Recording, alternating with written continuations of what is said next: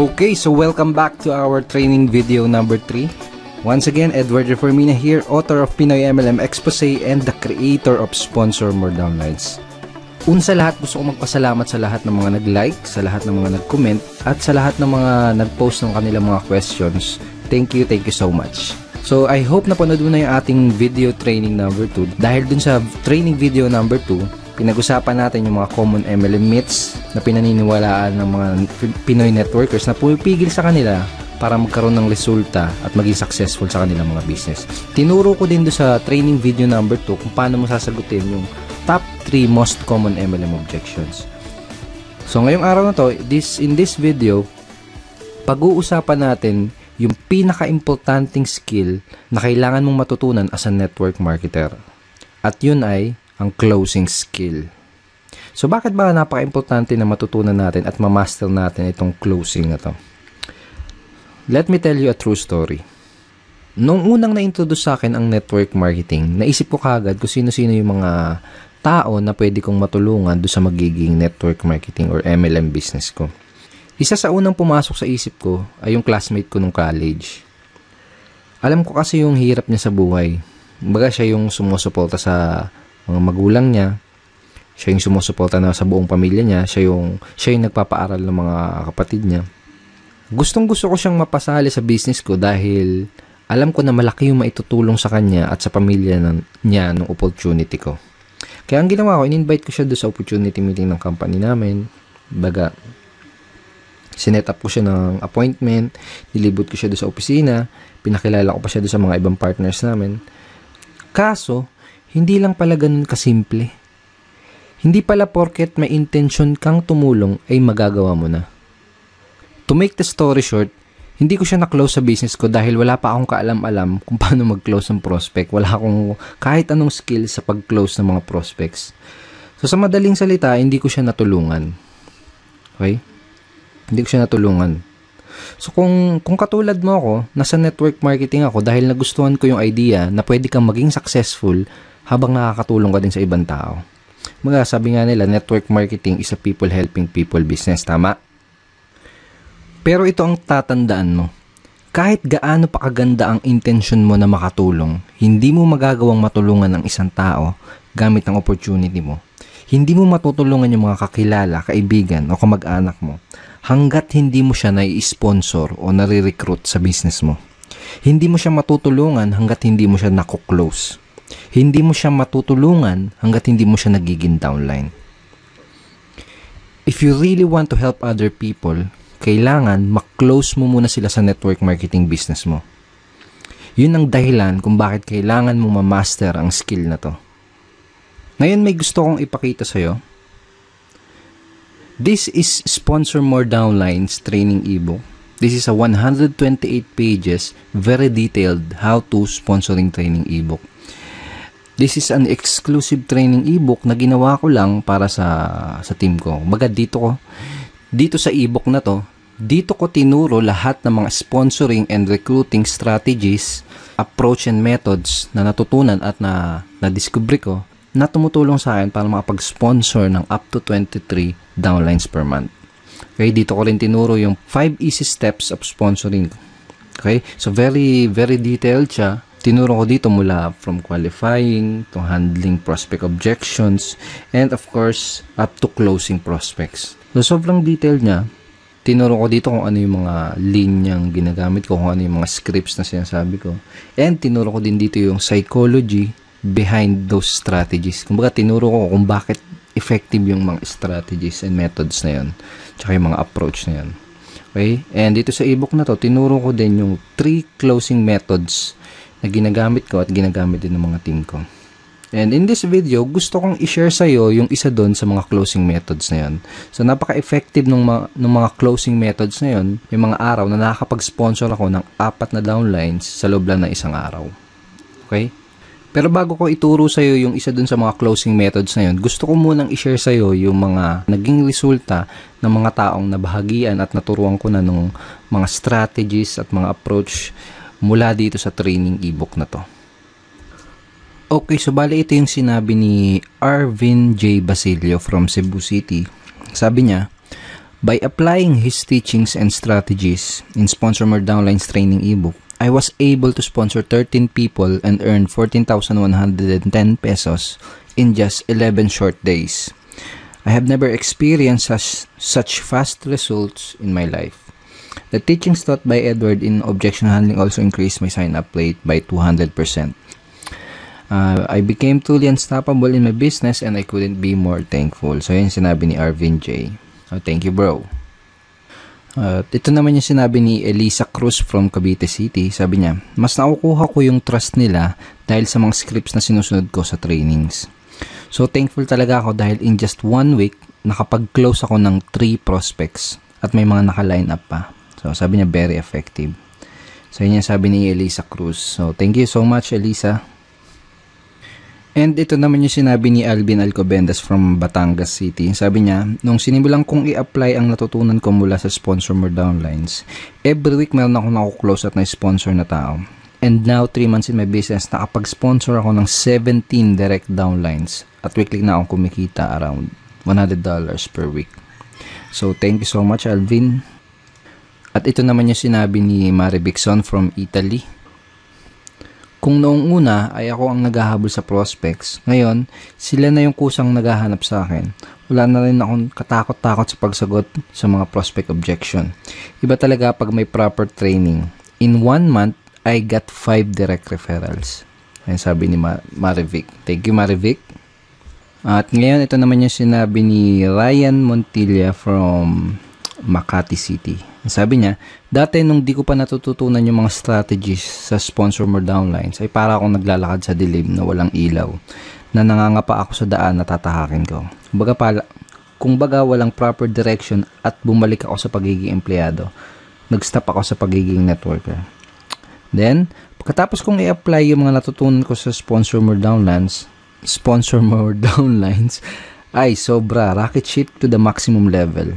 I earned 135,041 pesos at nakapag-sponsor ako ng 72 direct downlines in just 4 months. So, ayun sabi ni Ryan Montilla. So, thank you so much, Ryan, and congratulations sa results mo. At lastly, ito naman yung sabi ni Mr. Rafi Calicdan from Quezon City. Sabi niya, pagkatapos ko matutunan ang mga teachings ni Sir Edward Reformina, nakasponsor ako ng 26 downlines in just 56 days. I earned $945 in 2 months. I never expected na ganun ka-effective yung pag-apply ko ng natutunan ko. It has unleashed the leader potential in me.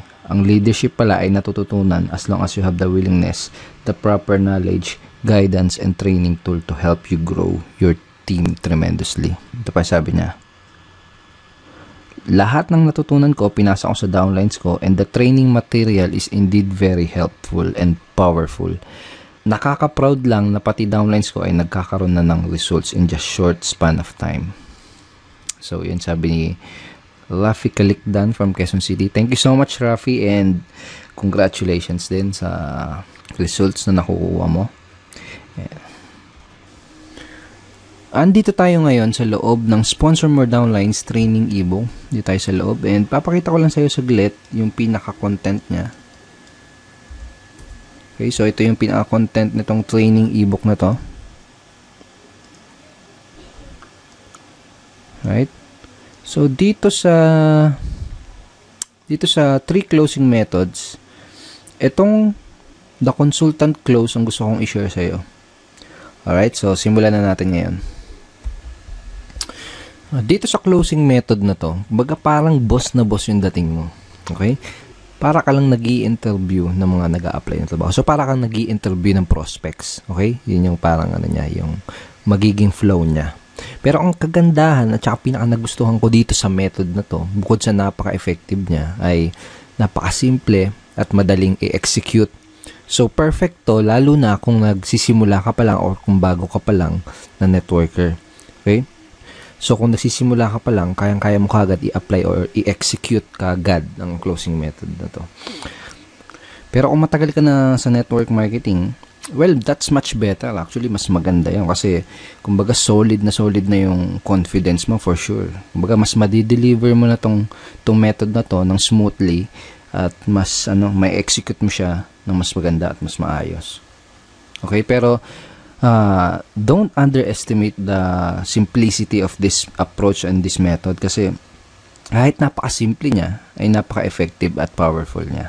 Okay? So, for example, napanood na ng prospect mo or nakita na ng prospect mo yung business opportunity presentation ng company nyo.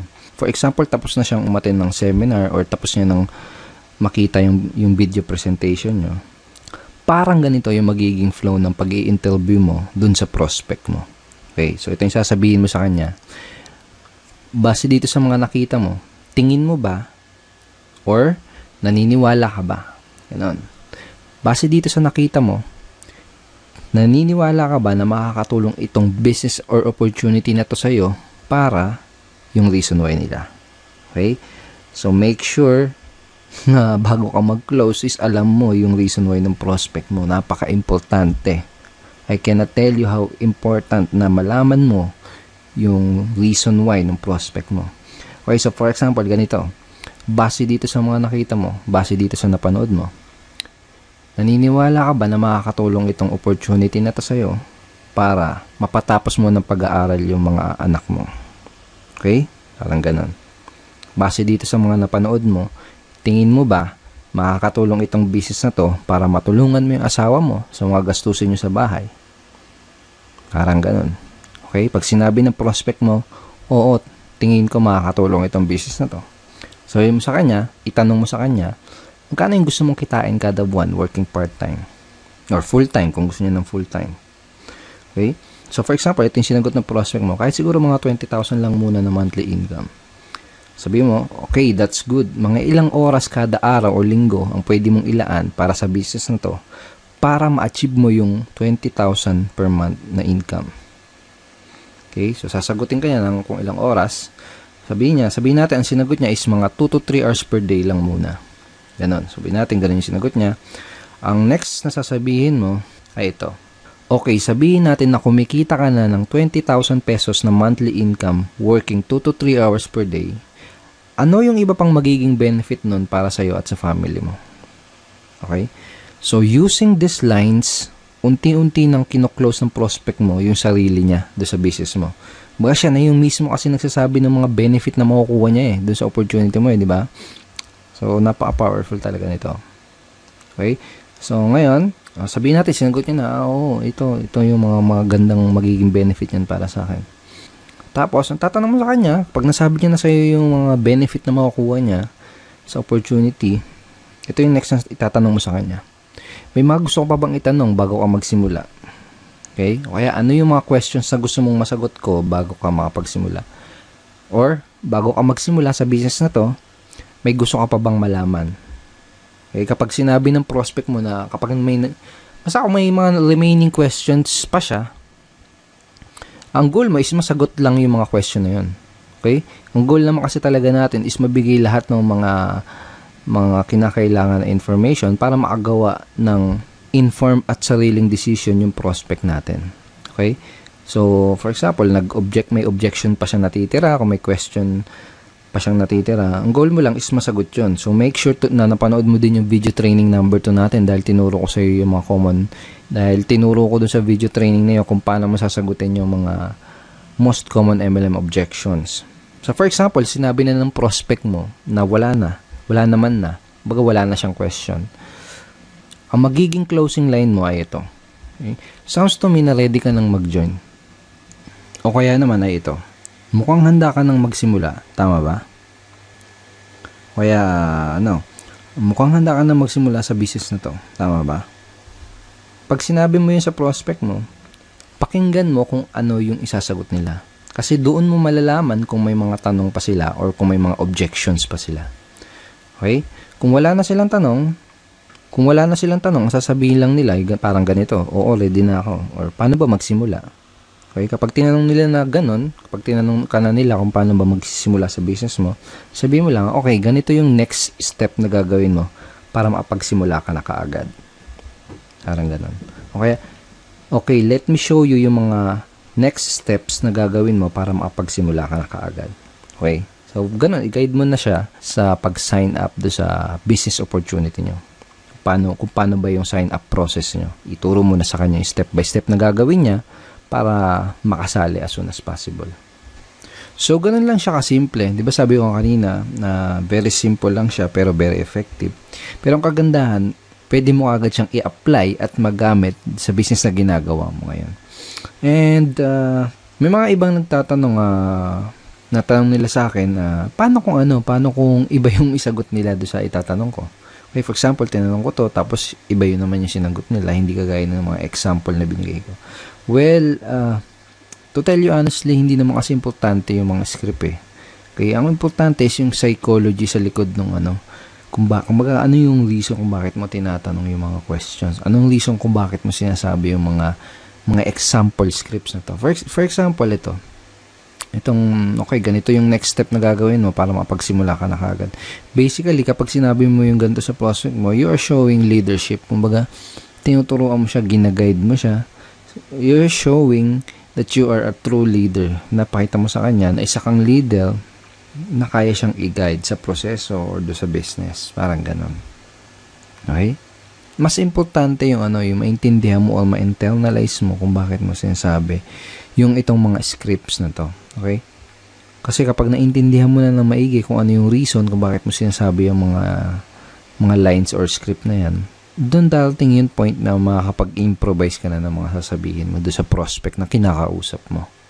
Okay, so ito yung consultant close method. Ito yung isa sa mga closing method na ginagamit ko para makapag-sponsor na madaming downlines sa aking business. Okay? Ito yung isa sa mga closing method na tinuro ko dito sa loob ng Sponsor More Downlines training ebook. So, make sure na i-apply mo kaagad itong method na to sa business mo. Kung may kakausapin ka mamayang prospect, kung may kakausapin bukas, sa isang araw, make sure na gamitin mo agad itong mga lines na to para ma-practice mo kaagad, para masanay ka kaagad, para ma-internalize mo kaagad yung method, at para ikaw mismo makita mo din yung response at yung magiging resulta kapag ginamit mo tong closing method na to. So, I hope madami kang natutunan dito sa 3-part video training series natin, and I hope ay nag-enjoy ka sa panonood nitong 3 videos na to dahil ako mismo nag-enjoy ako sa paggawa nitong 3-part video training series na to para sa'yo. At ngayon, ang kailangan mo na lang gawin ay i-apply ang lahat ng mga natutunan mo mula dito sa training series natin. Pero syempre, hindi dito natatapos yung pag-aaral mo. Baga, hindi dito natatapos yung pag-educate mo sa sarili mo. Because network marketing is a continuous learning journey. Sabi nga nila, if you stop learning, you stop earning as well. So, dapat tuloy-tuloy. Dapat tuloy-tuloy yung pag-increase mo ng mga nalalaman mo. Dapat tuloy-tuloy yung pag-increase mo ng knowledge mo. At kapag ginawa mo yun, makakapag-acquire ka ng mga necessary skills. Mga skills na tutulong sa'yo para magka-resulta, para maging successful dyan sa business mo. Okay? So, may gusto akong ikwento sa'yo. Maiksing kwento lang to. And I'm sure may mapapulot kang magandang aral dito sa kwento na to. Pwede rin na narinig mo na to before, pero ito kwento ko pa din. Tungkol to sa isang lalaki na naglalakad sa kagubatan. So, naglalakad siya sa gubat. And habang naglalakad siya, may nakita siyang isang mangangahoy na nagpuputol ng puno. Okay? Nakita niya yung mangangahoy na yon na pagod at hirap na sa pagputol ng puno. Tagaktak yung pawis at napapamura pa sa hirap yung mangangahoy habang pinuputol niya yung puno. Ngayon, nagtaka yung lalaki na nakakita sa kanya doon sa mangangahoy. Ginawa niya, tinanong niya yung lalaki. Sabi niya, anong problema kaibigan? Ang sagot ng mangangahoy, mapurol kasi tong palakol na ginagamit ko. Kaya hindi ko maputol ng maayos tong puno. Ang sagot ng mangangahoy. Sabi ng lalaki, bakit hindi mo hasain yung palakol mo? Ang sinagot sa kanya ng mangangahoy, mahihinto kasi ang pagpuputol ko ng puno kapag ginawa ko yun. Mahihinto ako sa pagputol ng puno kapag hinasa ko tong palakol ko. Sagot ng mangangahoy. Sabi ng lalaki, pero kung hahasain mo yung palakol mo, mas magiging mabilis at mas madali ang pagputol mo dyan sa punong yan. Ang sagot ng mangangahoy, wala kasi akong panahon para huminto Habang mas lalo siyang napapagod doon sa ginagawa niyang pagputol ng puno. Habang mas lalo siyang pinagpapawisan doon sa pagputol ng puno na yon. So, napailing na lang yung lalaki tapos naglakad na lang siya papaalis. Iniwan niya na lang yung mangangahoy. Maraming mga networker ngayon ang kagaya ng mga ngahoy dun sa kwento. Karamihan ay hataw lang ng hataw. Araw-araw hataw lang ng hataw. Kahit pinagpapawisan na, kahit hirap na, kahit wala pa ding resulta. Hataw lang ng hataw. Hataw lang ng hataw. Kumbaga hindi sila makapaglaan ng panahon para hasain ang sarili nila para mas maging effective at mas maging efficient dun sa ginagawa nilang negosyo. Now I want to congratulate you dahil the fact na pinapanood mo ngayon ang video na to, katunayan lang yan na gusto mong maglaan ng oras at willing kang hasain yung sarili mo. Willing kang hasain yung mga skill mo. Pinatunayan mo sa sarili mo na willing ka talagang maging successful. So, congratulations. Tama yung ginagawa mo. Pagpatuloy mo yan. Once again, thank you very much for watching our training video series. Kung nagustuhan mo ang video training series na to, make sure na mapanood mo yung video na ipapadala ko sa'yo bukas. Dahil dun sa video na yun, malalaman mo kung paano ka magkakaroon ng access sa Sponsor More Downlines training ebook. Yes, bibigyan kita ng chance para magkaroon ng access dito sa dating exclusive training ebook na to. Magkakaroon ka ng chance para malaman ang lahat ng mga sponsoring and recruiting strategies, approach and method na tinuturo at ginagawa ko na tumutulong sa akin para makapag-sponsor ng madaming downlines na walang kahirap-hirap. At dun sa video na ipapadala ko sa iyo bukas, malalaman mo din kung paano mo makukuha itong Objection Crusher training ebook for free. Yes, gusto kong ibigay sa iyo itong Objection Handling training ebook na to for free.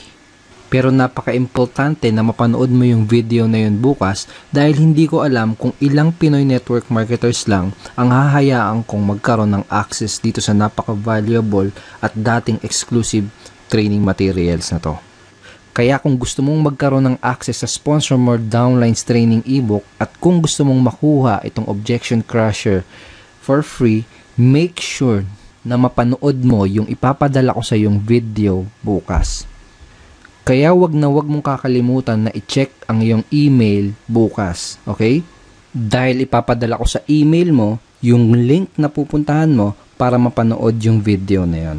Okay, once again, thank you so much. And kung hindi mo pa nakiklik yung like button sa baba, please click it and go ahead and share mo din tong page na to sa mga friends mo. And pwede ka din mag-comment dito sa baba ng video na to. At kung may katanungan ka, wag kang mahihiya mag-post ng iyong questions. And I will try my best na sagutin yung tanong mo. So once again, Edward Reformina here and see you tomorrow. Bye-bye. God bless.